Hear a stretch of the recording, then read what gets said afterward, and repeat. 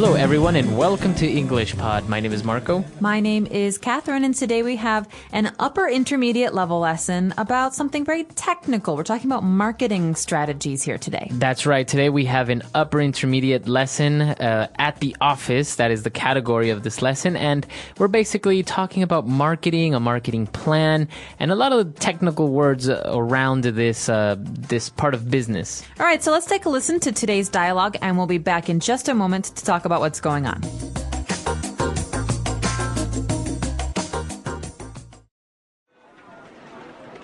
Okay, everyone, let's begin. I called you here today to evaluate our marketing strategy during this recession.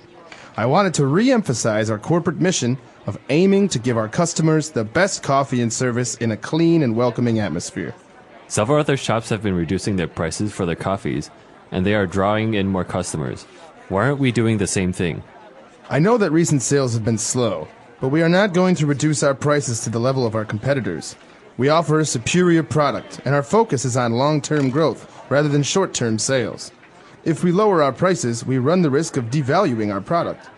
Customers don't care about coffee anymore. They only care about price. I disagree. Highly discerning customers know that our coffee is far better than the coffee you buy at the other places. Our coffee beans are artisan roasted, and we use state-of-the-art equipment to brew our coffees. When you compare the coffees side by side, our coffee wins the taste test every time. We have never sought to appeal to the mass market with cheap coffee drinks, and we will not do so now. That's true. We've certainly achieved top-of-mind awareness when it comes to the best-tasting brews, and it's important to distinguish ourselves from the competitors. I think the main question is, how can we show our appreciation to our customers? That's the main question I would like to discuss today. Money is tight for everyone these days, so even our most loyal customers may be reconsidering the money they pay for their morning coffee. Since the superiority of our coffee beans is one of our core competencies, why don't we sell the beans for people to brew coffee at home? That could definitely be a way we could expand our company, but would we be undermining the essence of the company that way? Let's brainstorm some more ideas and do some research. The customer always comes first, and what the customer wants, the customer gets. Maybe it's time we started selling coffee beans.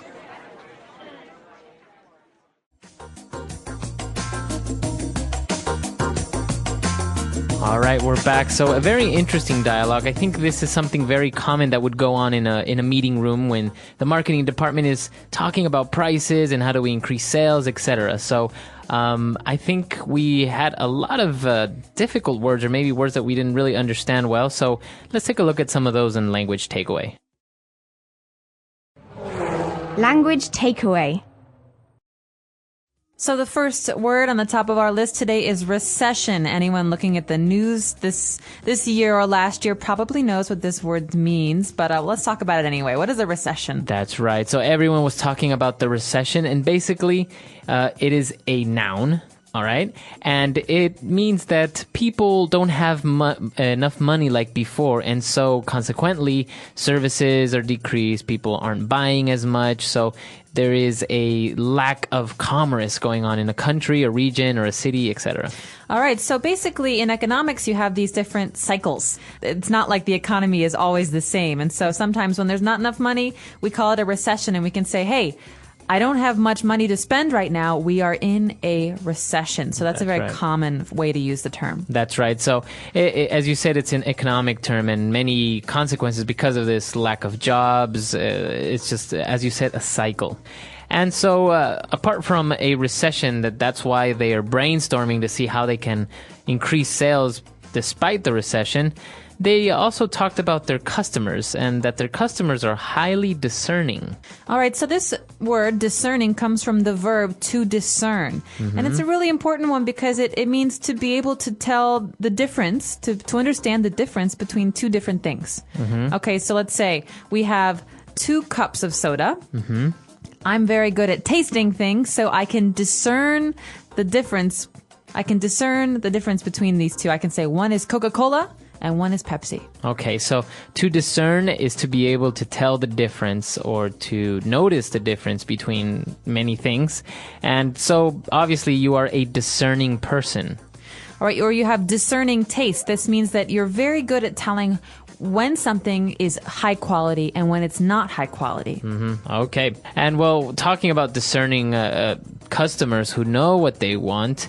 And so they talked about their coffee beans, and it's one of their core competencies.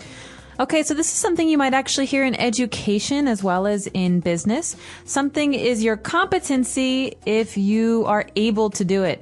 All right. So I am able to write Chinese characters. It's one of my core competencies. Okay. So that's something that I'm able to do. So I consider it one of these central or important abilities. But you always talk about competencies within the context of some area. So my language skills, or in this case, at a company, we're talking about making a coffee. One of the company's core competencies is making their coffee beans. That's something they're good at. That's right. And core, when we talk about core, we talk about the center. We talk about one of the most important things. That's right.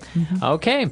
And, well, for the last word that we've prepared to you on Language Takeaway, we talked about them worrying that, selling the coffee beans might undermine the essence of the company. To undermine. Okay, this is a really important verb, and you'll hear this a lot actually in TV shows and especially in dramas. Say he's undermining my authority, or he's undermining my power. This means that someone is challenging it, or someone is kind of taking it away from you. Okay, so to undermine is to, as you said, challenge or try to take something from you, very sneaky, in a sneaky way sometimes. That's right. So, for example, if I'm the president of a country and someone is trying to take that away from me, someone is trying to be the president and trying to take down my government, he is trying to undermine my power. Okay, very good. So, 4 key words there on Language Takeaway. Now we're going to move on to Fluency Builder, where we prepared a lot of nice and very good phrases. Fluency Builder.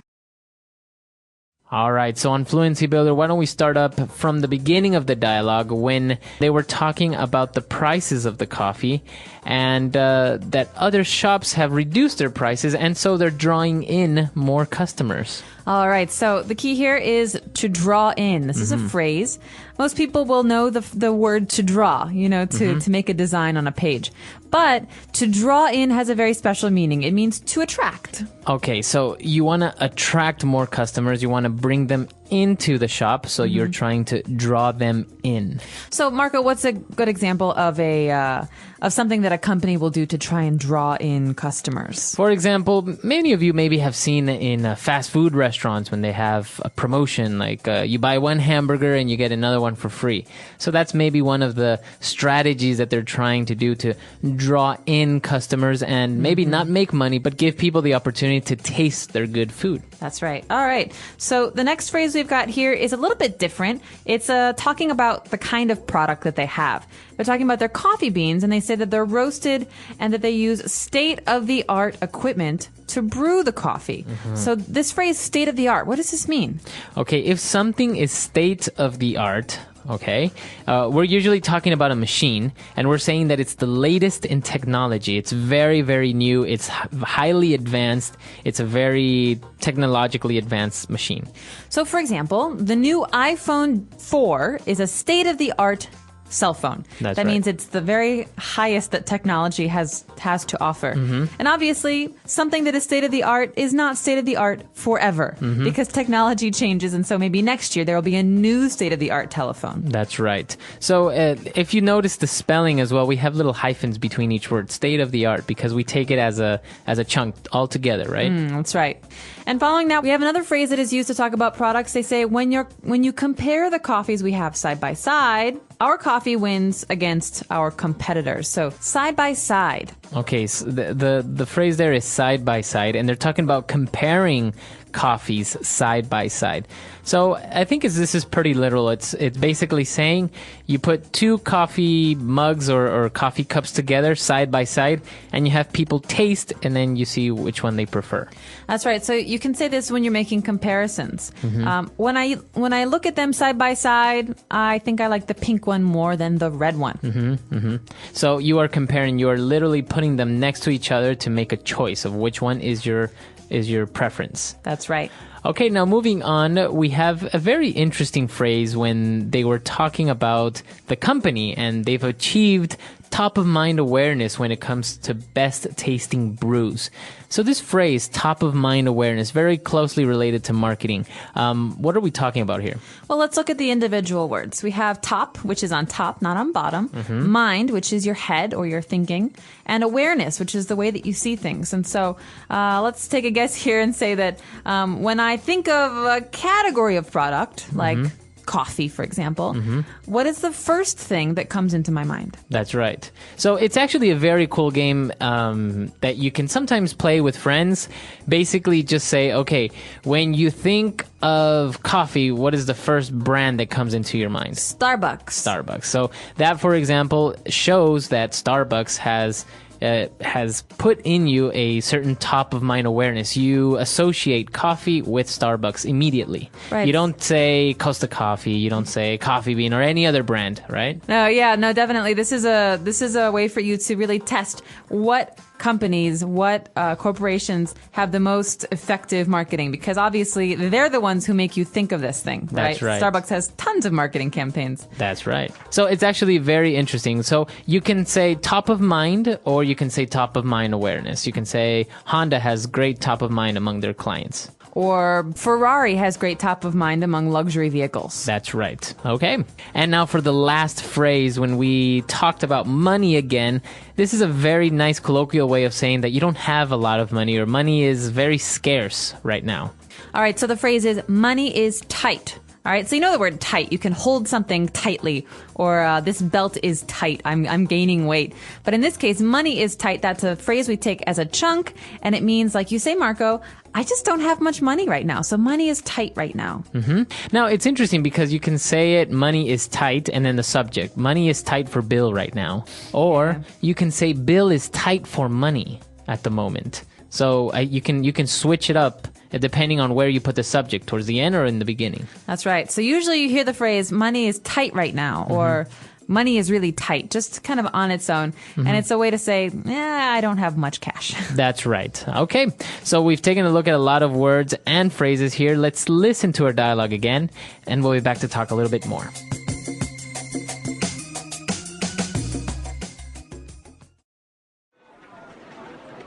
Okay, everyone, let's begin. I called you here today to evaluate our marketing strategy during this recession.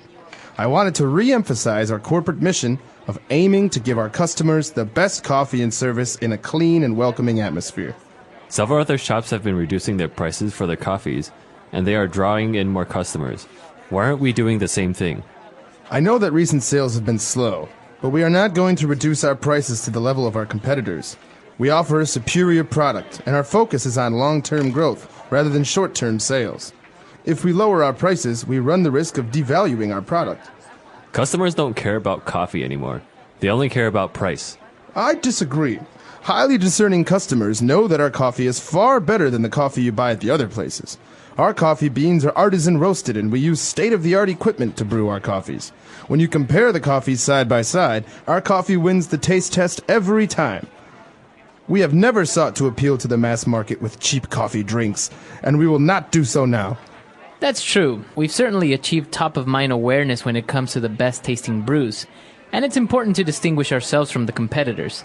I think the main question is, how can we show our appreciation to our customers? That's the main question I would like to discuss today. Money is tight for everyone these days. So even our most loyal customers may be reconsidering the money they pay for their morning coffee. Since the superiority of our coffee beans is one of our core competencies, why don't we sell the beans for people to brew coffee at home? That could definitely be a way we could expand our company. But would we be undermining the essence of the company that way? Let's brainstorm some more ideas and do some research. The customer always comes first, and what the customer wants, the customer gets. Maybe it's time we started selling coffee beans. All right, so going back to top of mind awareness, let's test what brands are in your head. Okay, so for example, when you think of a luxury sports car, what do you think? Ferrari. Ferrari, you mentioned it before. Or Lamborghini. Or Lamborghini, but you said Ferrari first. Yes. When you think of a brand of cigarettes, what do you think? Camel. Camel. Okay, this is an American brand. I don't think it's found very commonly in other places. They have it in Europe. It's very popular. Oh, really? in Europe. Yep. Okay. What about when you think of computers? What do you think? For some reason, IBM. IBM. Even though you don't own an IBM. I don't, but I grew up around the IBM, revolution. Okay. See, this is interesting. So actually, it doesn't always work that way, that because you have a brand in your mind, it doesn't necessarily mean that you will purchase it when in the future if you have the power to. But at least you are aware of the brand and you recognize it, and the chances are that you will buy it. That's right, and you're gonna be familiar with it when you read about it, or when people talk about it. So, for example, I own a Mac computer, Apple. But when I think of computers, I just think of IBM because we used to say, remember, IBM compatible. Nah, that's right, IBM compatible. Because before it was usually just Mac. Everything was for Mac. Mac or IBM. And then all of a sudden it's PC or Mac. Right. Actually, that's interesting, though, because if I say, what do you think of when you think of what brand comes to mind when you think of MP3 players? Apple, the iPod, right? You probably think iPod. That's probably one of the most famous ones. But maybe if you ask somebody about 10 years ago, when you think about a music player, what do you think about? The Sony Walkman. The Sony Walkman, right? Or the Sony Discman. That's right. Had both. It was like I had a Walkman. It was bright yellow. So this is really interesting. This is the way that you see more or less. You can start to realize what brands are in your mind, and maybe unconsciously, even you may not even be a smoker, but maybe some sort of cigarette brand will be in your mind. Or maybe you don't even really like sports cars, but you will have a sports car brand in your mind. I'm very curious to hear what you guys have to say, because obviously the brands that we're aware of are dependent on where we come from and the marketing campaigns in our home countries. That's and right. Also our age. I was a teenager when I had the Sony Discman, so that made an impact on me. But let's throw that out to you guys. Let us know what you think of when we say, luxury cars or MP3 players or computers. Or maybe even basic things like detergents. Like, for example, if you ask somebody in the United States, they might say Tide. But if you ask somebody in South America, they might say, I don't know, Omo. It's some type of brand. So this is also very interesting to see what your local brands have been doing. That's right. So let us know what you're thinking. We're on EnglishPod.com. We hope to see you there. All right. Bye. Bye.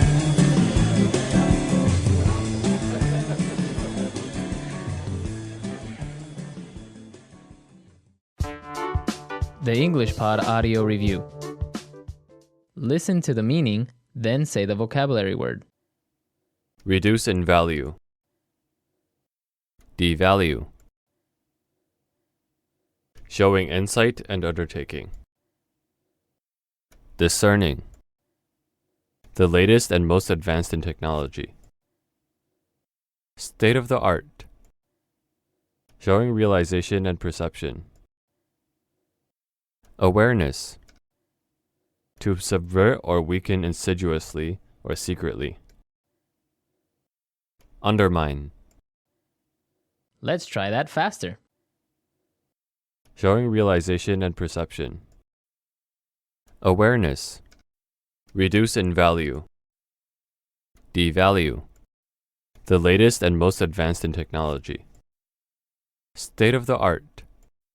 Showing insight and undertaking. Discerning. To subvert or weaken insidiously or secretly. Undermine. Now say the word and hear it in a sentence. Devalue.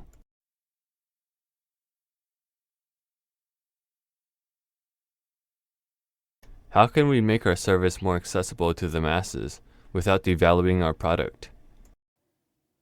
Devalue.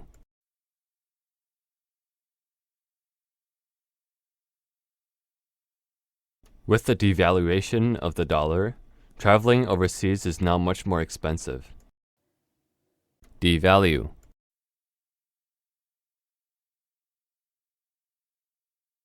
Many luxury brands never have sales for fear of devaluing their product. Discerning.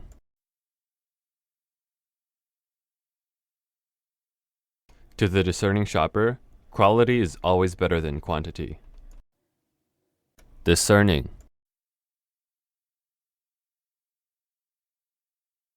Sandra is known for her discerning taste in music and the arts. Discerning. The discerning drinker knows the difference between this wine and the cheaper wine. State of the art.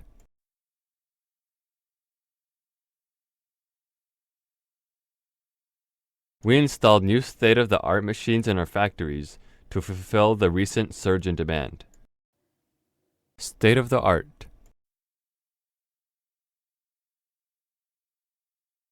This company uses the most state-of-the-art technology to make their computers. State of the art.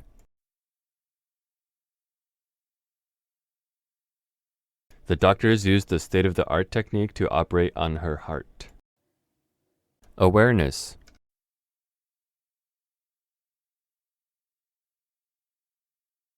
How can we achieve top-of-mind awareness in our field if we don't distinguish ourselves from our customers? Awareness.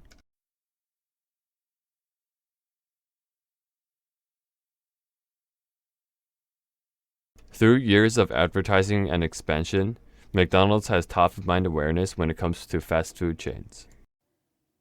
Awareness.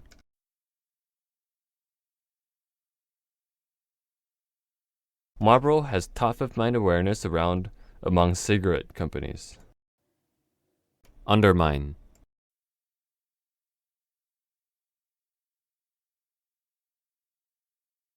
He is a ruthless politician who likes to undermine his rivals in his advertising campaigns. Undermine.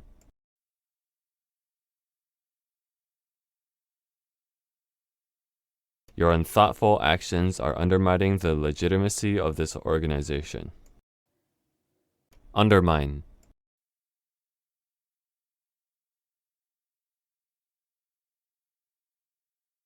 Even if you don't want to work here anymore, there's no reason to undermine the company by bad-mouthing it to your peers.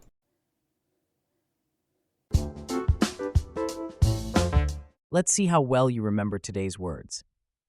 If a brand has top-of-mind awareness, does that mean people rarely think of it, or it's the first name that comes to mind in its category? When a company focuses on its core competencies, are they working on areas where they struggle or the things they do best? And if something might undermine the essence of the company, does it mean it supports the brand or could damage its core values and identity? Think you've got the answers?